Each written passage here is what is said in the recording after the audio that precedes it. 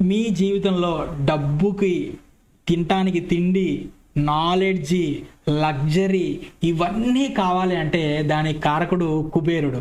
So కుబేరుడి దగ్గర ధనం ఉంటుంది, కుబేరుడి దగ్గర ఆస్తిపాస్తులు ఉంటాయి.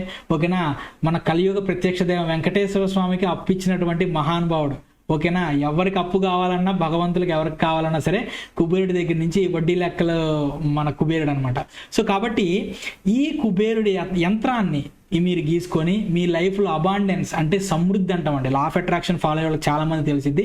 అబాండెన్స్, ఐఎమ్ అట్రాక్టింగ్ అబాండెన్స్ అంటూ ఉంటారు కదా. సో సమృద్ధి అంటే ప్రతి దాంట్లో సమృద్ధి అండి. డబ్బులో, ప్రేమలో, ఆప్యాయతల్లో, తిండిలో, లగ్జరీలో, ఆస్తిపాస్తుల్లో, ఇలా అబాండెన్స్ అనమాట. సమృద్ధి తత్వం అంటాం మనం. దాన్ని పొందాలి అంటే ఎటువంటి యంత్రం గీయాలి? కుబేర యంత్రం అంటామండి. సో ముందుగా ఒక వైట్ పేపర్ అనేటువంటి దాన్ని తీసుకోండి. ఒక వైట్ పేపర్ అనేటువంటి దాన్ని తీసుకొని రెడ్ కలర్ పెన్ తీసుకోండి. నీట్గా ఒక స్క్వేర్ గీయండి. చూడండి, పెన్ను తీసుకొని నీట్గా గీసుకోండి. పిచ్చి పిచ్చిగా గీసుకోకండి. ఓకేనా, ఈ విధంగా దీన్ని లోషు గ్రిడ్కి లాగా 3x3 పార్ట్స్ చేయండి దీన్ని.